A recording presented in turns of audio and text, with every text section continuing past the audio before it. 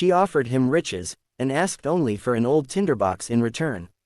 The witch was waiting where the road bent past the hollow tree. She had been waiting a long time.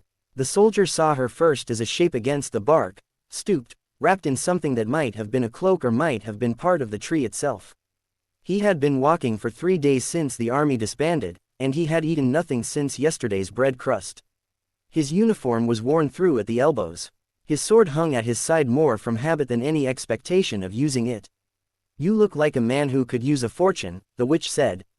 The soldier stopped. He had learned in the wars that when someone offered something for nothing, the price was usually hidden.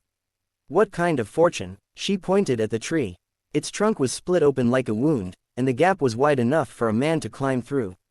Below this tree are 3 chambers. In each chamber sits a chest of coins guarded by a dog. The first dog has eyes as large as saucers. The second has eyes as large as dinner plates. The third," she paused, smiling with teeth like broken pottery, "has eyes as large as towers." The soldier looked at the tree, then at the witch. "And the price? Bring me an old tinderbox you will find at the bottom. The coins are yours, all of them. 3 chambers, 3 dogs, 3 fortunes, and 1 old tinderbox." The soldier climbed down. The chambers were exactly as described, 3 rooms carved from living rock, each lit by a pale glow that came from nowhere. The dogs were enormous and terrible, their eyes glowing like lanterns, but when he set each dog on the blue checked apron the witch had given him, they sat as docile as puppies. He filled his pockets with copper, stuffed his knapsack with silver, crammed gold into his boots until his legs ached with the weight. At the bottom of the 3rd chamber, he found the tinderbox. It was small, ordinary, the kind of thing a farmer's wife might use to light a kitchen fire. He slipped it into his coat and climbed back up. The price of curiosity. The witch was waiting at the top, her hands already reaching. "The tinderbox. Give it to me. First tell me what it does." She shook her head. "That is not part of our arrangement." "Then there is no arrangement." The witch's face changed. Something animal flickered behind her eyes. She lunged for his coat.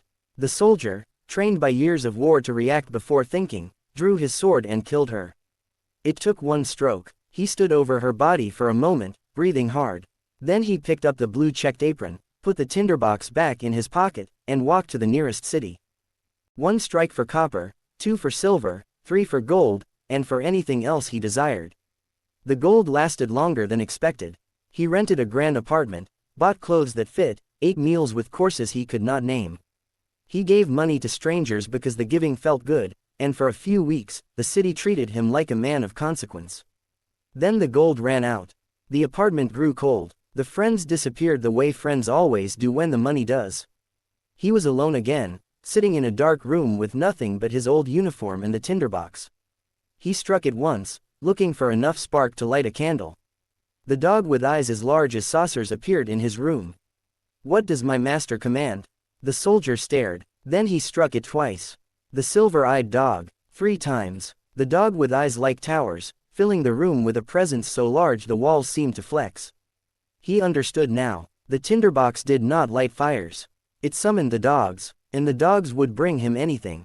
Anything at all. The sleeping princess. There was a princess in the city.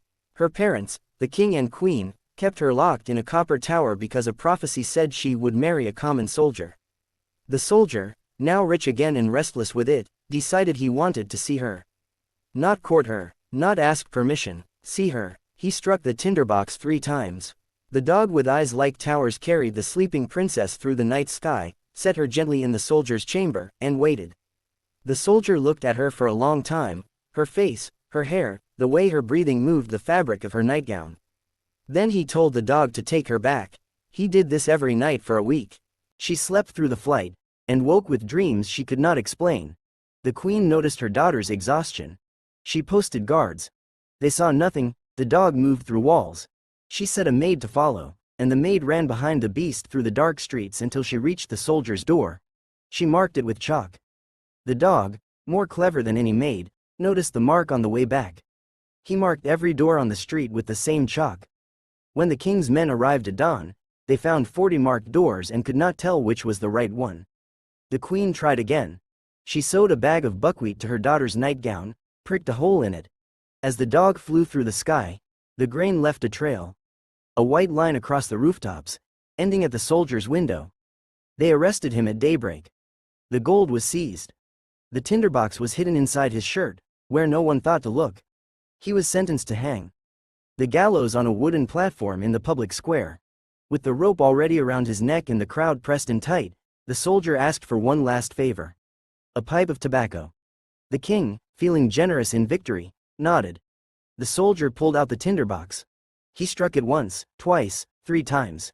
The 3 dogs appeared at the base of the gallows. The crowd screamed. The executioner dropped the rope. The guards drew swords, but swords cannot hurt creatures whose eyes are as large as towers. Save me, the soldier said, and deal with anyone who objects. The gallows became a throne, and the soldier became king through blood and magic. The dogs obeyed. They threw the judges into the air, scattered the soldiers, seized the king and queen and hurled them so high they did not survive the landing. The square emptied. The rope fell from the soldier's neck. He stepped down from the gallows and walked across the square to where the princess was standing. She had watched everything, the dogs, the bodies, the blood. Her parents were dead. The man before her controlled forces that no army could oppose. "Will you be queen?" he asked. She looked at the dogs. She looked at the empty square. She said yes. The tinderbox king. The wedding was held the following week. The 3 dogs sat at the banquet table, their enormous eyes watching the guests eat. No one questioned the new king's right to rule. No one dared. The soldier had risen from an empty road with empty pockets to a throne with a crown. He had done it through luck, violence, and a battered tin box that happened to control 3 supernatural dogs. He felt no guilt about the witch, little remorse about the king and queen, and no uncertainty about the princess. These things had happened because he had been bold enough to let them happen. Some men are made kings by birth. Some by war. Some by a tinderbox struck 3 times in the dark. He kept it in his coat pocket, always within reach. Just in case.